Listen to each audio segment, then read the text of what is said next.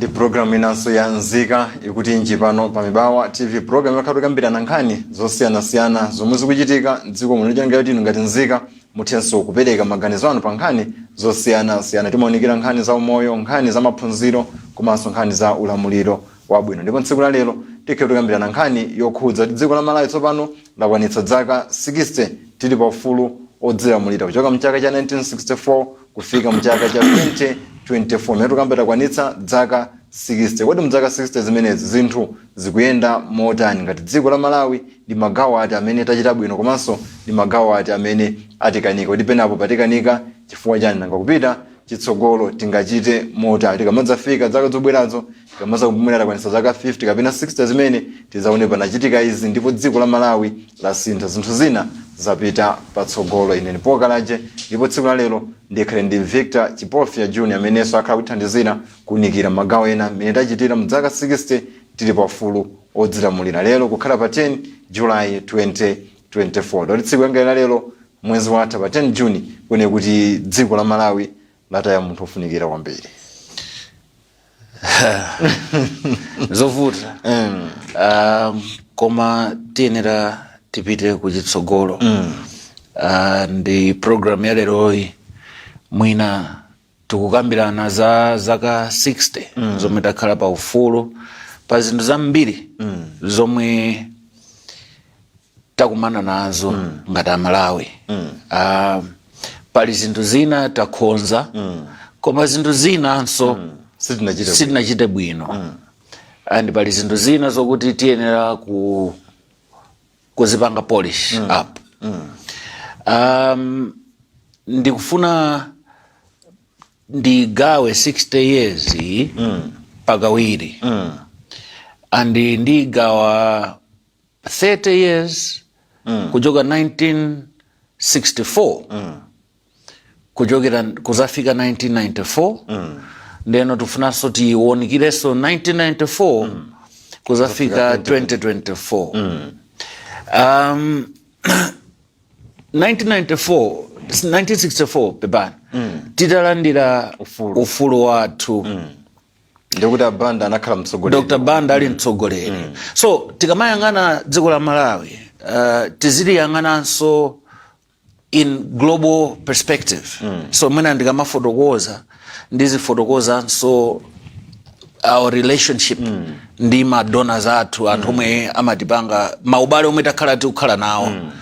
So from 1964 up to 1978 ndalekera 78 ndipo omwe dziko la Malawi linachita bwino kwambiri in terms of infrastructure development. Tikamakamba za Queen Elizabeth Central Hospital, tikamakamba za Capitol Hill, tikamakamba za Chanko University of Malawi, all the universities zinamangidwa in this period.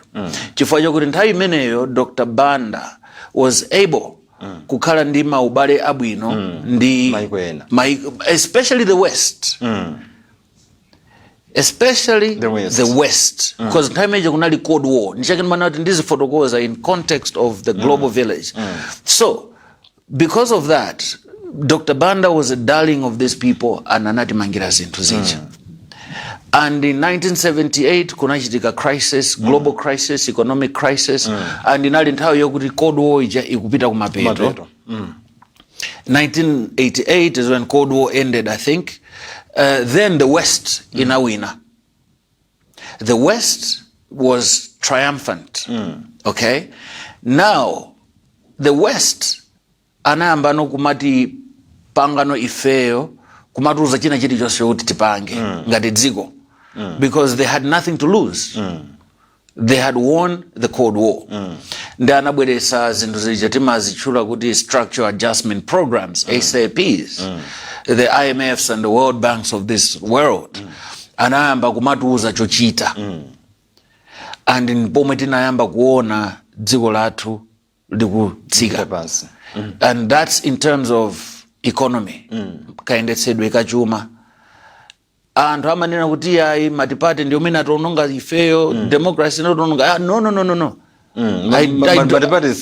Madibade sinasokoneza democracy ndi chinthu chabwino zinasokoneza ndio that's why nanena mboyambirira baja kuna kuti I want to explain this from perspective ya global village kuti Malawi does not exist in isolation on its own. It's not an island. Pali anthu ena omwe amaika maspanala kuthandizirapo and timaona mene zimachitikira even mpaka dali pano taona zomwe IMF ikuti uza kuti zipanga ngati dziko but anyways so there's that infrastructure development inachitika 1994 moving forward tinalandira ufulu wathu ozilamulira tokha okhala ndi multi-party democracy tachitaso bwino in a sense of kuti pano kuli freedom of speech mu malamulo athu akulu constitution muli the bill of rights aliyense ali ndi ufulu olowa chipani china chilichonse chimakufuna kapena kutuluka chipani chinenso chimakufuna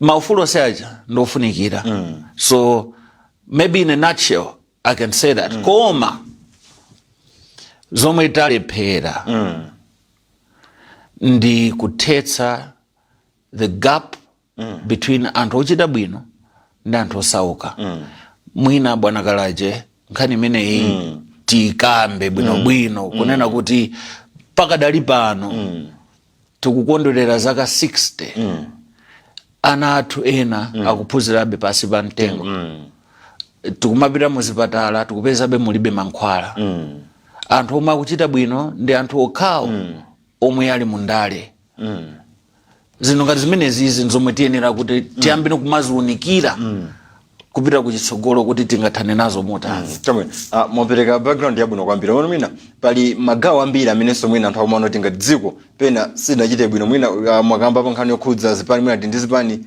zochuluka pano pakale we have more than 60 parties komano mwina tapindula motani ndi zipani zochuluka and of course mwina takhati kusintha atsogoleri mu zipani zosiyanasiyana komano ngati dziko tapindula chani mu nyengo imeyo kamba zaka 60 pakati pano tili pofulozera mu ndoti mu should be mwezi wa May makumbe kuti zaka 30 tili mu mulamuliro zipani zambiri ndi 30 it's half of 60 mwina tapindula no motani mu nyengo iyi kukhala ndi zipani zambiri si chifukwa and si vuto komano kuti funso lomwe tizizifunsa ndilo kuti zipanizo zikupanga chani chifukwa mukozokhala ndi zipani ziwiri zomwe sizikupanga kena kalikonse chimozimozi khala ndi zipani 60 zoti zikupanga kanthu tili ndi timanena kuti representative democracy democracy yokuti timasankha anthu okuti ayimirire anthu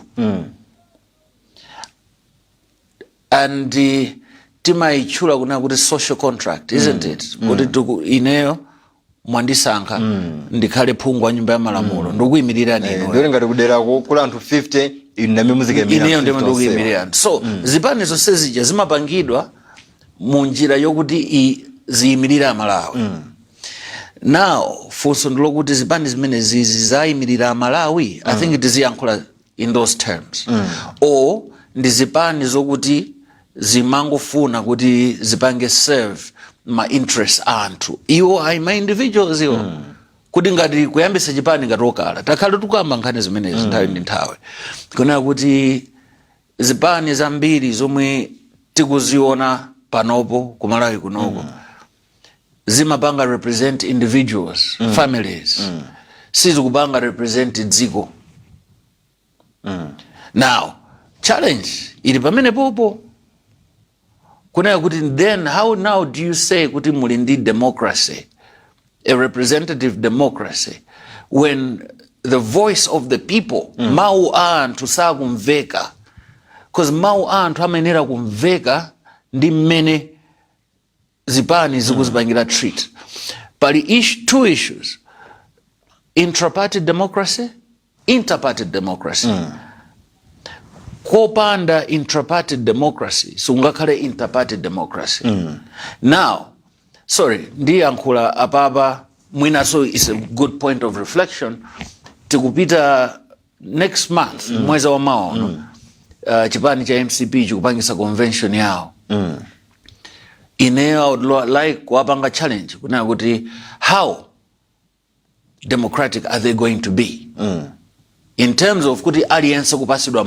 mwayi ora akaime pa position of president basumina kukasankha akhali mwina yes. palino by transparency by transparency accountability ndani ineyo lese ngati Chipofya Victor ndikufuna kuti ndikayimire nawo ngati president wa chipani cha MCP ndili ndi mwayi umeneyo chipani cha DPP aliso ndi convention yawo tinamva one of their spokesperson kunena kuti ma delegates osabanga kale ndo sipita mtharika how chipani cha UDF akupita ku convention yawo okay and titamva kuti honorable Atupe Muluzi aukaima nawo and we know kuti right honorable Lydian Patel is the leader of the party. Does she have the equal chance kupanga nao compete chipani cha UTM ampasa ndani? So all these things ndi zinthu zokuti tiyenera kumaziunikira bwinobwino kunena kuti how are we faring mandifosa za zipani then makufusa ndi mayankha kunena kuti zipanizi we can have as many parties as we want komano zikupanga chani who are they representing akuimiriradi amalawi kapena amapanga zinthu zija kuti angozipanga benefit okha are they cartels mwina tibwendo nkhani okhuza mwina economically mene chikuyendera chuma kamba kuti mwina mbuyo mwa nthena mataka makamba amati mwina ndiheme maphunziro ankaenda bwino chuma chinkaenda bwino nawo tukamba kuti dzaka 60 chuma cha dziko la Malawi mwina chavuta pati kapena chachita bwino pati mdzaka 60 zimene mmene tukambira lerolo chuma cha dziko lino economic growth yathu ili pa 1%. 4 years ago 2020 inali pa 4%. The highest that our economy inakwerapo inali nthawi ya UDF tinafika 16.5% growth rate. If you talk about inflation paka dali pano ngati nsakula kuitsa 2020 tinali pa 7%. Right now we are talking about 14, 15, 16%. If you talk about exchange rate kwacha to the dollar 2020 it was 700 kwacha to $1. Paka dali pano we're talking about 2,000, 2,500 thereabout. So those says zimathandauza mmene dziko likuyendera ka nkhani za chuma. So pa nkhani za chuma sitikuchita bwino. Poverty levels in Malawi they've risen to 70%, if I'm not mistaken, 70 or 90%. So all those figures ni mafigures akulu kwambiri zikusonyeza kuti sitikuchita bwino ngati dziko. Even kuti mungoyenda panjapo kukumamvesa chisoni kunja anthu akugona opanda chakudya.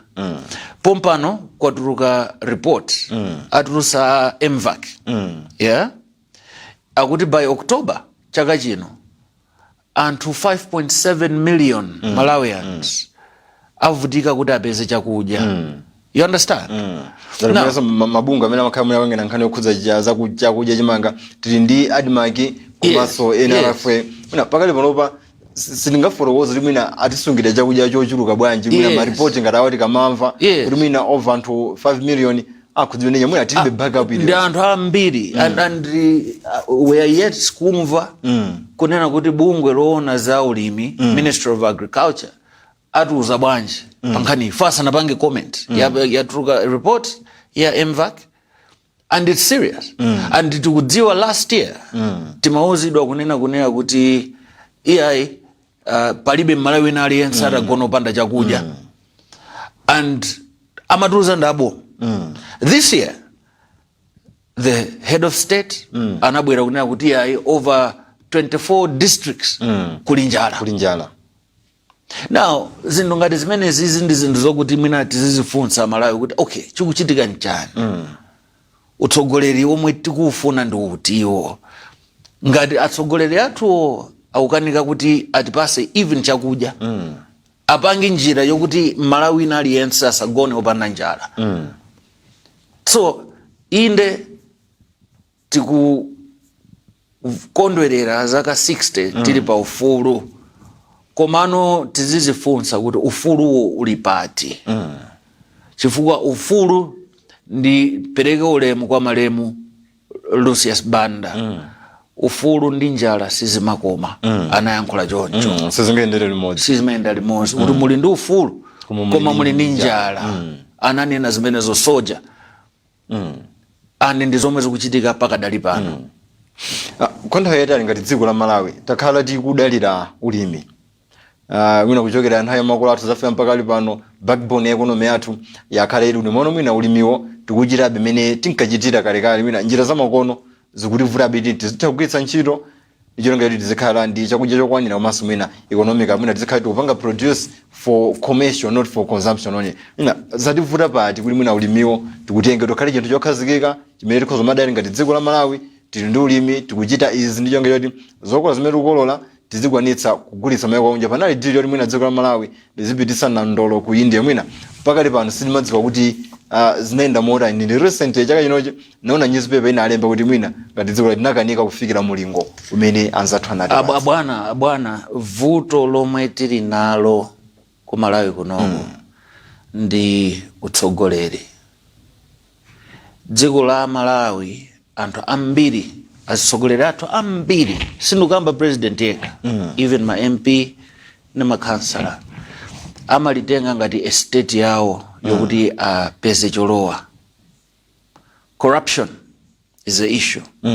Ulimi watu I don't see any problem. We can progress.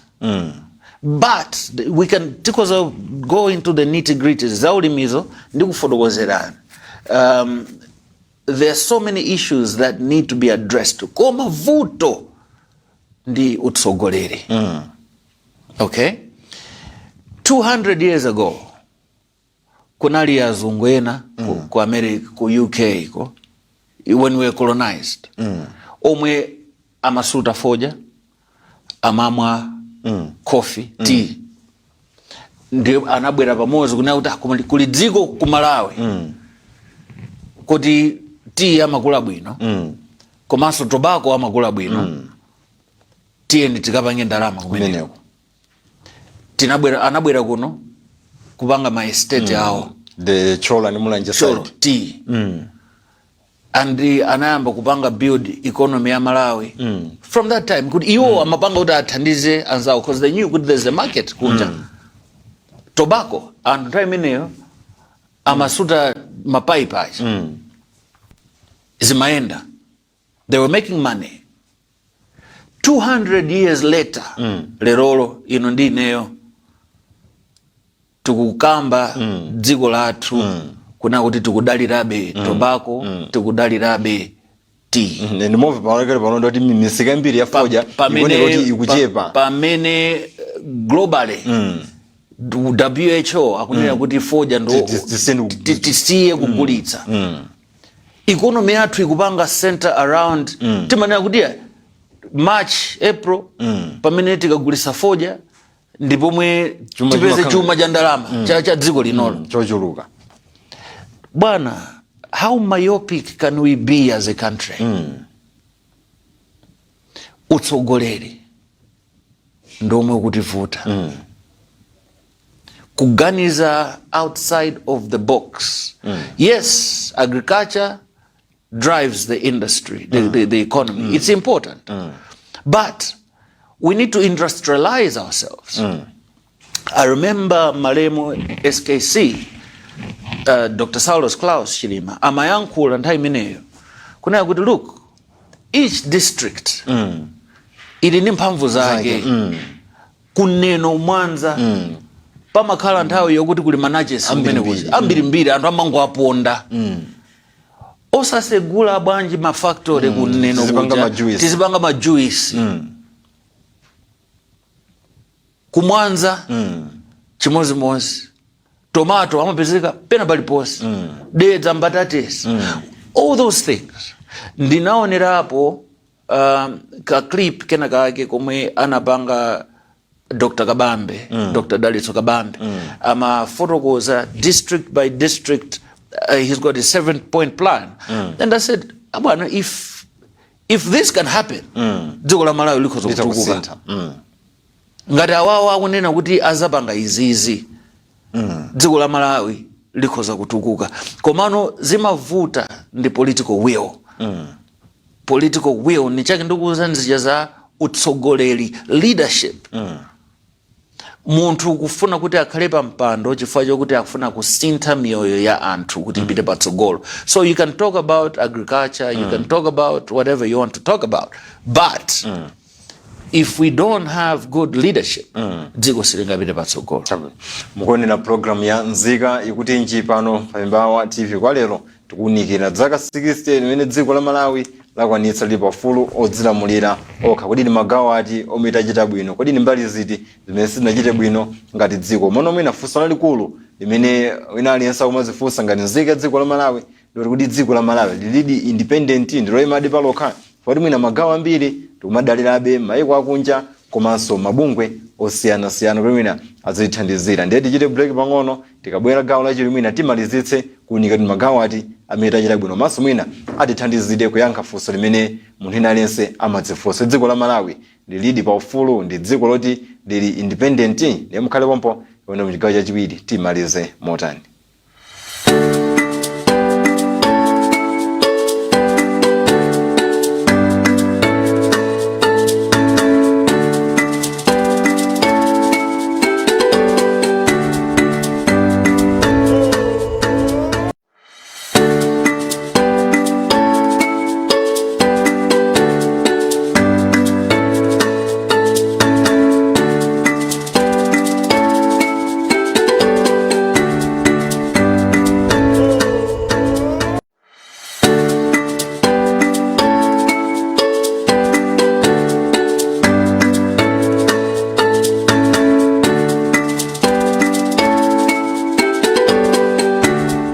Program ya Nzika ikuti nji pano Pambawa TV makati kunikira nkhani zosiyana-siyana. Programu iyi imabwera lachitatu komanso lachisanu kuyambira nthawi ya 10 o'clock mpaka 11 o'clock mamawa. Tsiku la lero ndi Victor Chipofya Junior makuthandizira kunikirapo momwe dziko la Malawi lachitira mu zaka 60 tili pafulu odzilamulira tokha. Kuti magawo amene achita bwino komanso ndi pamene sizinachite bwino. Kodi zinthu zikuyenda motani pakati pano pamene tikambeta kwanitsa zaka 60. Tako mwina taonikira pa magawo amene sizinachite bwino. Mono nawo tikamba kuti zaka 60 ezo zatha pa 6 July. Ndoti mmene timafika pa 7 July kene kuti tayamba chaka cha 61. Ndoti tikabwera mu 2025 tizakhala kwanitsa zaka 61. Tiyokena pa 61 ikhanga tayamba no decade ina yatsopano kuti mwina tsogoko tizapangaso commemorate zaka 50 60 mapita kuntundako. Ndi ziti zimene tingakonze ngati dziko la Malawi tikamadzafika zaka 60 tizaona kuti tachita izo. Of course currently we have Malawi 2063 vision 2020 moneka kuti inativuta. Tichite motani? Vuto lomwe tili nalo ndibwerenzanso chifukwa ndifuna ndipange highlight point imeneyi. Utsogoleri. Achinyamata ambiri omwe ali ndi nzeru ndi kuthekera kuti akhoza kutithandiza dziko lino lipite patsogolo amaopa kutenga nawo mbali pa nkhani za ndale ndi utsogoleri. Ndi vuto lomwe lilipo. Tiwasira anthu akuluakulu. Mwakamba za Malawi 2063 muona kuti omwe ali patsogolo poyendesa agenda imene injayi alikali ndi zaka 60-70. Kuti tikamafika ku 2063 uko olo 2030 sazakhala alipo. Yes.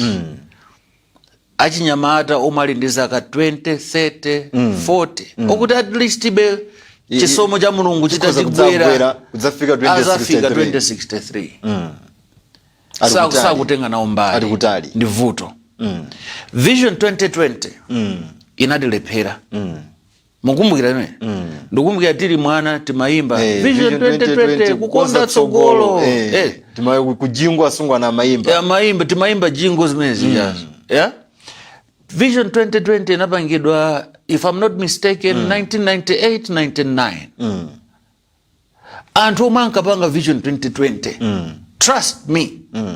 70 to 80% olo 2015 mwina sana fiki mulungu anakondera you understand are we going kubwerenza the same mistake with Vision 2063 kumango khala ndi document kuti chikhali chi document basi and chomvesa chisoni kwambiri ndicho kuti Vision 2020 it was in naiwerenga it's a very profound and strong document anabwereka anzathu aku Rwanda tikawerenge nawo tikaone kuti muli chani taona ni dziko la Rwanda lerolo akupanga magalimoto awo they manufacture their own vehicles the economy of Rwanda is growing and you look at Rwanda kunali nkhondo they don't even have the most economic what do you call it tourist attraction that they have baboons sorry to say look at Malawi we've got the Lake Malawi we've got Mulanje Mountain we've got the national parks ndi chani chomwe tikupanga why are we now failing you know ineyo ndimakhulupirira kuti pena pake mulungu akamatiyang'ana ku Malawi kunoko amatimvera chisoni we are tili dziko lomwe tili ndi nyanja that runs from Karonga all the way down to Mangochi and umene kuli Shire River goes all the way to Nsanje and yet timadikirira kuti mvula igwe kuti tipeze chakudya tilime nyemba na ndolo ntedza 5.7 million people this year akhala opanda chakudya and tili ndi all this you go to Egypt dziko ngati Egypt it's a desert ali ndi Nile River chabe but you cannot go to Egypt and say kuti anthu ali njala what is our problem tumakamba za wheat buying of wheat Malawi can produce its own wheat koma timanati tukakula wheat ku Ukraine why utsogoleri and achinyamata we look actually it should be a challenge to a lot of us young people timagwira ntchito ma organization osiyana private entities and these private entities timawerenga ma news they are registering billions and billions of profits but if you go to our civil service zinthu sizikuyenda why Maremu Saulos Chirima and I would like to dedicate this program to late SKC may his soul continue to rest in peace amakamba za mindset change kaganizidwe kusinta anapanga ma reforms where is the report yomwe analemba Maremu SKC ya ma reforms aku civil service you know the moment zimene zinthu zimene zitatuluka and the moment tiyetayamba kumazipanga implement this is the moment that Malawi will be transformed Dr. SKC was working with Airtel and it was safe to kudziwa zomwe anachita ku Airtel and ndizomwe amafuna kupanga ku dziko la Malawi and so merubiro mapiri mwina fuso limeneno wina lesama zifusa mwina tikhaso mwina fuso lotsinza ndoti kuti dziko la Malawi are we truly independent we are not and I would like to quote Dr. now she's Professor Dambisa Moyo analemba buku Dead Aid ndrama zomwe zakhala zikubwera ku Malawi kunoko since we got our independence up to now Malawi was supposed to be richer than even the UK but what that money has done it has only produced corrupt politicians zangotiononga ngati dziko timadalirabe extended credit facility from IMF and do you know somebody said kunena kuti Malawi ndi dziko lokuti silimamvetsetseka bwinobwino chifukwa kuti maiko osauka omwe anthu amavutika ndi maiko kuti anakhalapo ndi nkhondo anakhala ndi njala yosaonetseka Malawi sinakhalepo ndi nkhondo look at Rwanda makamba za Rwanda look at Mozambique simungapange compare with us vuto ndi litiro we are not independent party you know there are forces that control this country and azitsogoleri athu they allow those things kuti zizichitika. Mwina ndi nkhani yako ndo tipezesa tsiku lina tizakhale mwina tikuyika mbira timatizitse magawo onse mwina kuunika chimodzimodzi pa samwina nkhani yokhudza za umoyo sinaonikire, nkhani yokhudzanso maphunziro ndo tipeze nthawi tizaonikirenso bwinobwino nkhani zonse kamba mwina nthawi tikadena nayo bedzaka 60 zakwana pompano 6 July mwina tikadena nthawi nazo tizisoma kambirana mtsogolo mona. Ndathokoza kwambiri kuti tinayi modzi tsiku lali zombiri Mene ndi Victor Chipofya amene thandizirako kuunikira magawo amene makambirana program ya nzika yakuti nji tsiku la lero timaunikira nkhani yokhudza ufulu odzilamulira kuti dziko la Malawi lakwanitsa zaka 60 tili pa ufulu odzilamulira. Kwa ndi ziti metachita bwino debate pamene taphonya ngati dziko kodi tikadilidi pa ufulu weniweni odzilamulira tokha kapena mwina pali zambiri zoti tisinthe. Nene pokalache na ndi Victor Chipofya ngati mlendo wanga tsiku la lero. Thokozeso kwambiri Maxo Frank pa kamera, Maclean Chitatanga pa makina, Tadala Manda komanso Sambanda Junior pa FCC. Osaiwalanso Betha Chirwa ne mkonzi wa programu. Ndori programu inazika kuti nji ikufikani lachisanu kuyambira nthawi ya 10 o'clock mpaka 11 o'clock mamawa pompano pa Mibawa TV.